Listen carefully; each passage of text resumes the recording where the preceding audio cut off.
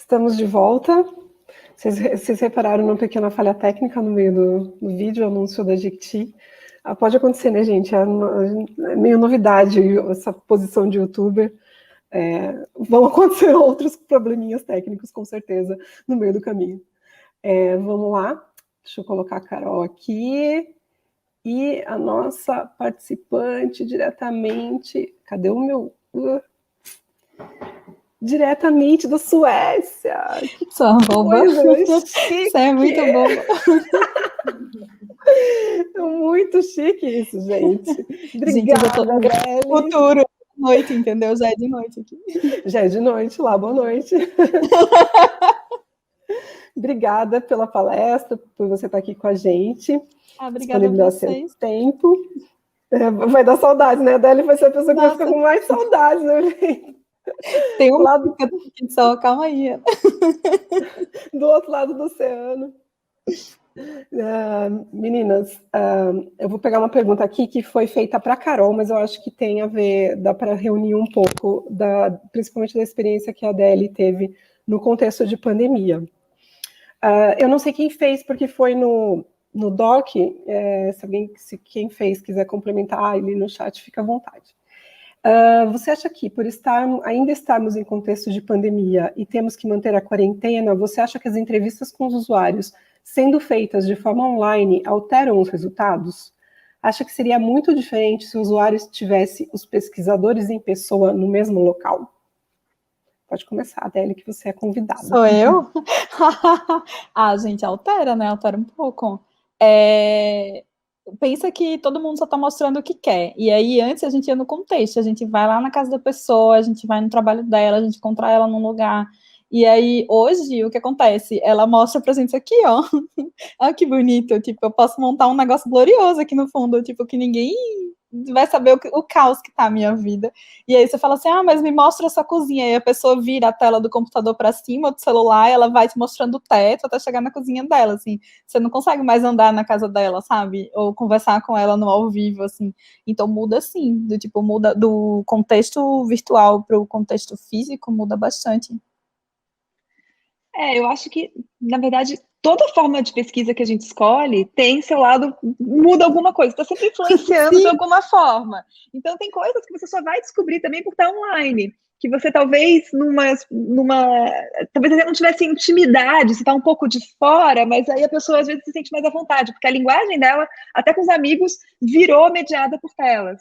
E por outro lado, tem essas coisas. Você consegue esconder mais, você consegue ser mais cenográfica naquilo que você quer. Por isso que é muito legal, uma coisa que a gente sempre defendia antes, era combinar métodos de pesquisa. Nenhum deles vai te dar uma resposta completa, e aí, eventualmente, quando você usa um pouco de um jeito, outro pouco do outro, você supre essas necessidades. E eu acho que mais importante do que achar que a gente vai ter um método ideal é a gente entender as limitações daquilo que a gente está fazendo. E, nesse momento, é o virtual que a gente tem. Como comentaram aqui no chat, eu também fiquei surpresa. 11% das pessoas fizeram pesquisa presencial. Eu tento não julgar, porque vai que eu estou fazendo pesquisa justamente com a linha de frente. E pode ser, e aí se eu estou fazendo uma pesquisa com a linha de frente, eu preciso justamente estar lá e também estou me arriscando. Podem ter contextos em que essa pesquisa de fato é necessária, mas tem muitos outros em que a gente consegue fazer remotamente e aprender bastante de qualquer maneira, né? Mas bastante gente veio perguntar se a gente estava fazendo pesquisa no físico e a gente falou, não, só no virtual. E a pessoa, mas vocês não vão? A gente falou, não dá para ir agora. Tipo, no meio desse caos a gente não vai. E as pessoas, não, mas e se eu quiser? Tipo, amigo, nem que eu não vou. Tipo, mas você vai de máscara. Também não vou, não, tá tudo bem. Eu vou fazer daqui mesmo de casa. Não sou linha de frente, né? Eu não sou linha de frente, tá tudo certo. Deixa quem tem que ir, tipo, quem tem que cuidar, mas a gente tem que se cuidar ao máximo, assim, não dá para ir.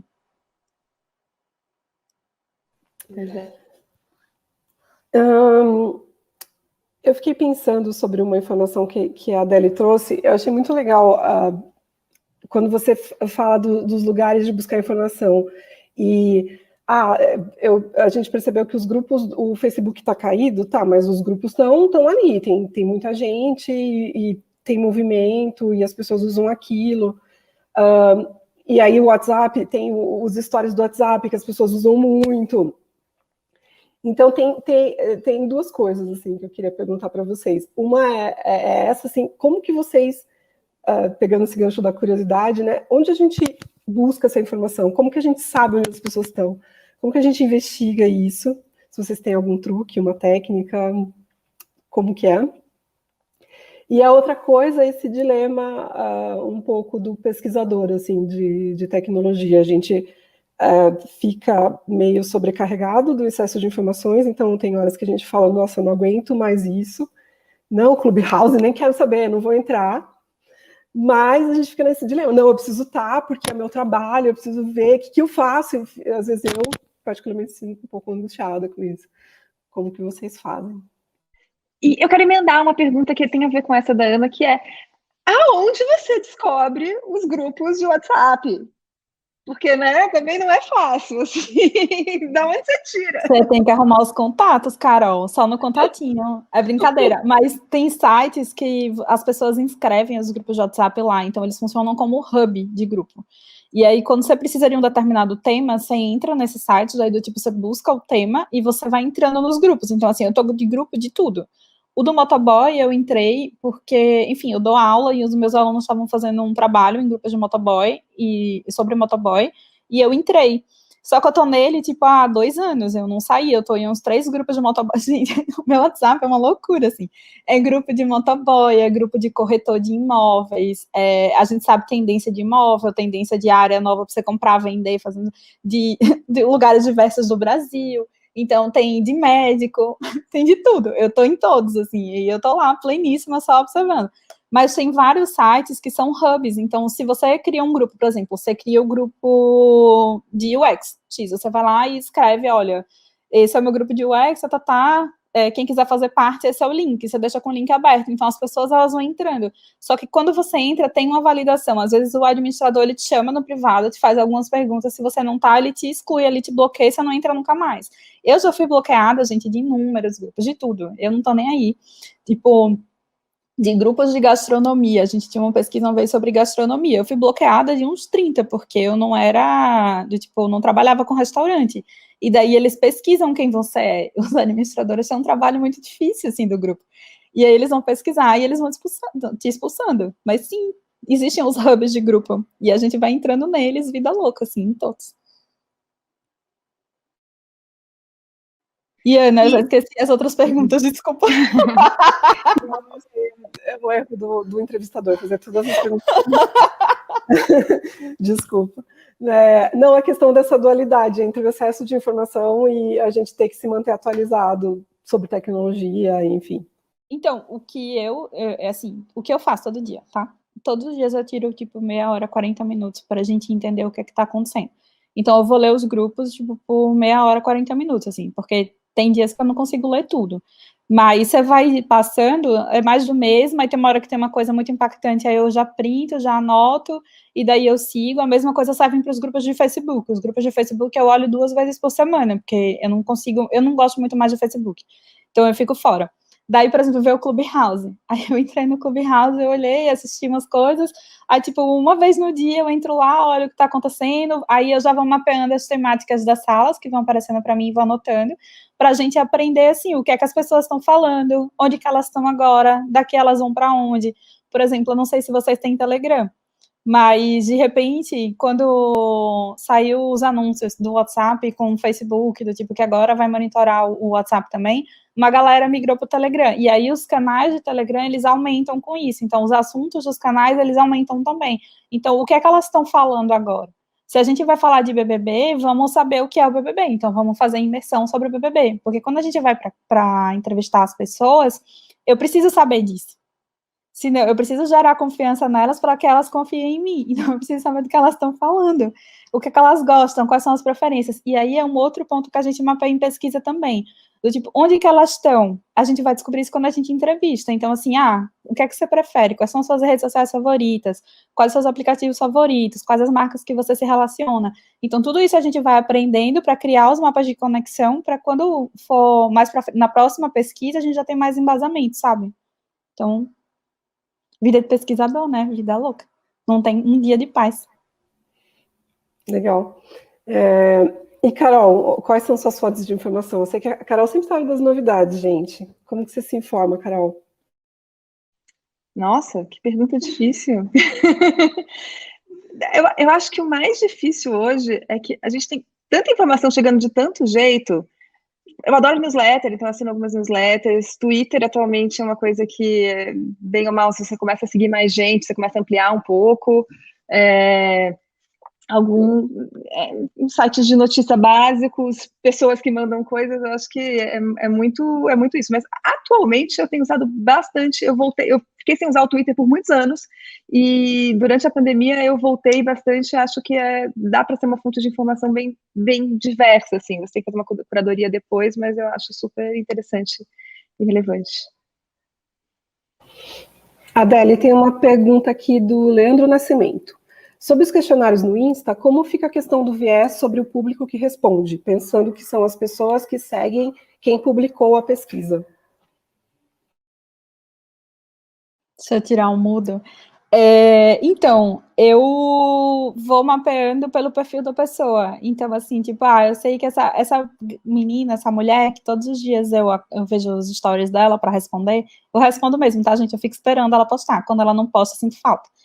E aí, hoje, por exemplo, meu marido falou assim, na instante, mas que tipo de pergunta ela faz? Daí eu falei, por exemplo, você acredita em astrologia?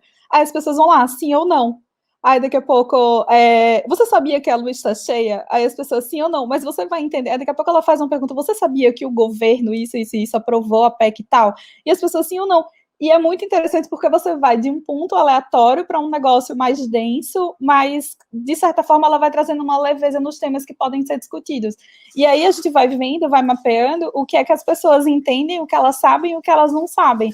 Não é que sou eu que vou ficar lá criando pergunta, tipo, eu não crio, eu só fico vendo dos outros. E a gente vai aprendendo. Se o público dela é diverso ou não, eu sempre olho quem segue ela.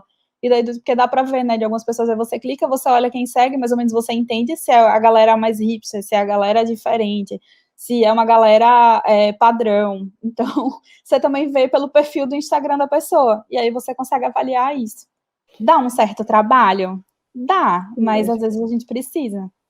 Mas não é uma pesquisa fechada, ela é complementar a outros estudos que você faz. Exatamente, a gente não olha só para isso, né? Você olha para outras coisas também, porque mais para frente, por exemplo, se ela falar sobre gastronomia, eu já entender algumas coisas, eu posso printar aquilo ali, eu guardo as respostas, guardo do tipo, porque às vezes ela compartilha também na caixa de pergunta.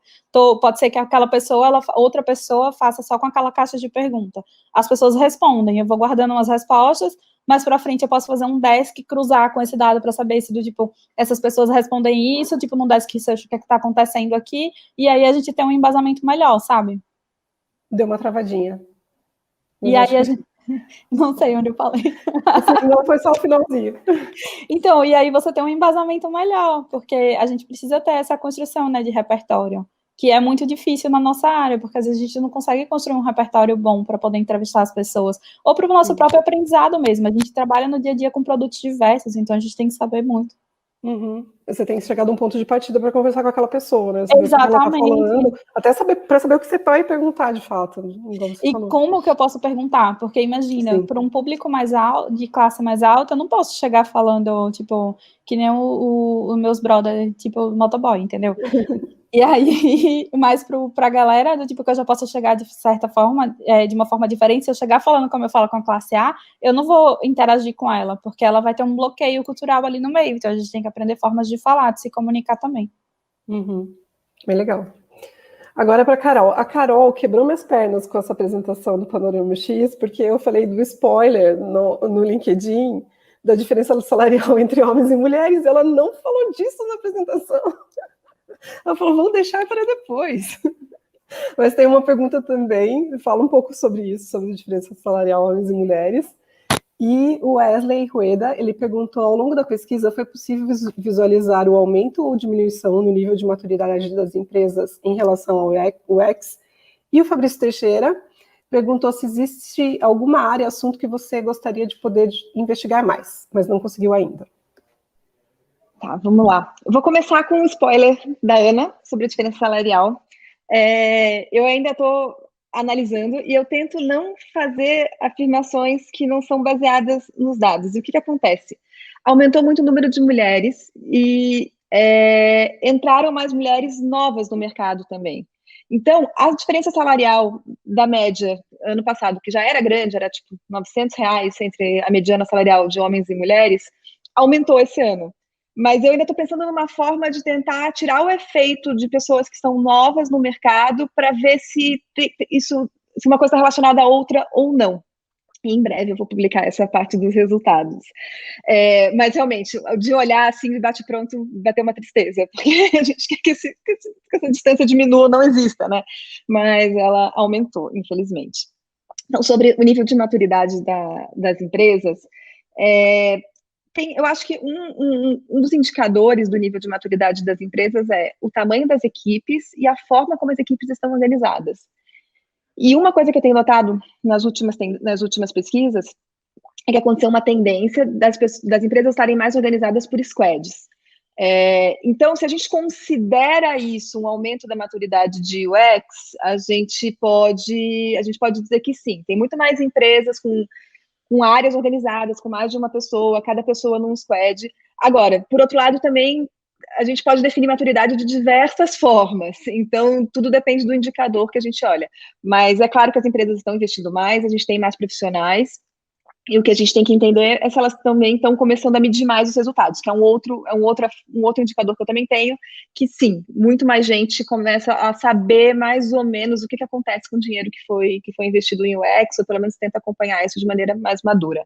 Então, eu diria que dá para a gente dizer que o mercado está ficando com mais maturidade, sim, as empresas estão com essa tendência. E sobre a pergunta do Fabrício, o que eu acho que é interessante é que eu nunca sei qual vai ser o tema do ano que vem. Mas chega lá em novembro, quando eu estou começando a pensar o questionário, eu acabo levantando algum tópico novo, explorando esse tema. Então, foram 6 edições até agora, e em todas elas teve algum tipo de recorte. No ano passado, isso estava dado, né? Não tinha outro tema para se falar que não fosse a pandemia e o que mudou, o que não mudou na pandemia. No ano anterior, eu falei sobre a percepção que a nossa comunidade tem sobre decisões automáticas tomadas por computadores. Então, eu acho que eu sinto muito do momento, do que está acontecendo, e atualmente está muito difícil a gente prever o que a gente vai estar sentindo daqui a 6 meses, né? Eu espero que a gente possa conversar sobre a retomada, mas eu não tenho muita certeza disso, infelizmente. Tem que chegar a vacina, Carol. Sonho com essa vacina. Eu queria perguntar um pouco também sobre um ponto que a Carol levantou, que é a questão do nosso pleno emprego. Hoje eu li uma notícia que o desemprego no Brasil está com uma taxa de 13,5%. E lógico que a gente não pega todos os profissionais que trabalham com isso, mas a nossa amostra esse ano é bastante considerável, e a gente tem aí uma taxa de 2%. E aí essa observação um pouco que a Carol trouxe, né? Como que a gente faz para não... O designer faz para não cair nessa ilusão de que o mundo é assim, e que está tudo ok, que a pandemia não é tudo isso, né? Ou que entender que existem realidades diferentes da dele, se muitas vezes ele não veio de uma situação onde ele teve mais dificuldades, enfim. Como não se alienar? O grupo dos motoboys da Adele pode ser um bom caminho para tomar uma dose de realidade. Eles são diária. tudo. Eu amo aqueles caras, tipo, eles são tudo para mim. Eles estão do outro lado da pandemia, né? Mas assim, eu acho que a gente precisa trazer esses assuntos. É difícil a gente dissociar do que a gente está vivendo. E, de repente, a área de tecnologia está num momento de crescimento, expansão, aumento de salário. E, assim, esses 2% da pesquisa não são nem desemprego, são pessoas que não estão trabalhando, que não quer dizer que elas estejam procurando emprego, que é a definição de taxa de desemprego, que é usada por essas taxas que a gente tem. Então, eu acho que tá de olho, né? Ler notícia, ler jornal, é não estudar só UX, né? É não ver apenas live de UX, é não ficar só preso nessa bolha, sem, assim, abrir um pouco o horizonte para outros fatos, outros acontecimentos. Até porque isso vai ajudar bastante no trabalho também, mas eu acredito muito nisso. Completa, Adele? É para completar? Tipo, deixa a Carol falar, eu tô aqui, tipo, perdida. Gente, tem que ler coisas, tem que sair da nossa bolha o tempo inteiro. A nossa bolha é muito confortável. Eu sempre digo, tipo, a nossa bolha é a Faria Lima, sabe? É aquele negócio, o cenário bonito, é a Cinderela vindo com você, carregando o vestido glorioso. Mas no dia a dia é muito diferente. Onde essas pessoas estão? Por que que elas estão desempregadas? Tipo, cada leva de demissão, o que é que impacta para elas? Aí você vai ver as notícias, do tipo, você vê que tem um monte de gente, ou você chega, por exemplo, eu vou fazer um recorte, tipo, grupo de Facebook. A quantidade de gente vendendo comida, ou, tipo, na minha própria timeline mesmo, o pessoal de tecnologia que foi demitido no ano passado, todo mundo ou foi recontratado muito rápido, ou do tipo, foi se virar com outras coisas, porque também estava cansado. Porque é um mercado que maltrata também, né? Não é um mercado acolhedor, assim, ele maltrata também. Então, você tem dois pontos. Então, tipo, ou você vai se virar, ou você vai começar a procurar emprego desesperadamente. Em 2019, a gente fez uma pesquisa com pessoas que entregavam currículo na rua, que você sai de manhã para entregar currículo, e eu lembro que da época que eu estava no Vagas para essa pesquisa, tinha uma diferença muito gritante, porque antes as pessoas tinham um horário certo para procurar emprego, porque senão elas podiam ser mal vistas, tudo mudava, e de repente, ano passado, em 2019, quando a gente foi para campo fazer pesquisa, elas tinham o dia que elas estavam se sentindo bem, porque é o dia que você vai levar patada. Então, tipo, é um dia que eu estou disposta a sofrer. Ah, então beleza, porque procurar emprego também é relacionado ao sofrimento. Então, a gente ouvia muito isso. É um dia que eu estou bem para sofrer, assim, tipo, para apanhar da galera, para ouvir não, para dizer que eu sou isso. Eu aguento tranco hoje, não sei. Então, por exemplo, tinha um cara que ele escrevia cartão de autoajuda e botava no bolso, porque quando tudo estava muito difícil, ele precisava de emprego, ele tirava o cartãozinho e lia para ele poder seguir em frente. Então, assim, você encontra tudo. A gente, no nosso mundo cor-de-rosa, Faria Limers, a gente tem essa visão? Não sei.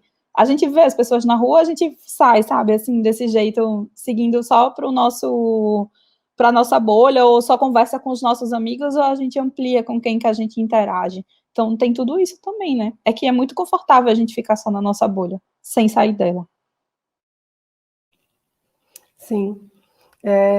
O próprio Twitter, eu vejo como uma... Eu sigo o Galo no Twitter, do Break dos Apps, assim, incrível. E eu sigo várias pessoas diferentes e fiz uma seleção mesmo. Eu vou seguir influências de todos os tipos. Eu fiz isso ano passado, sabia? No começo da pandemia.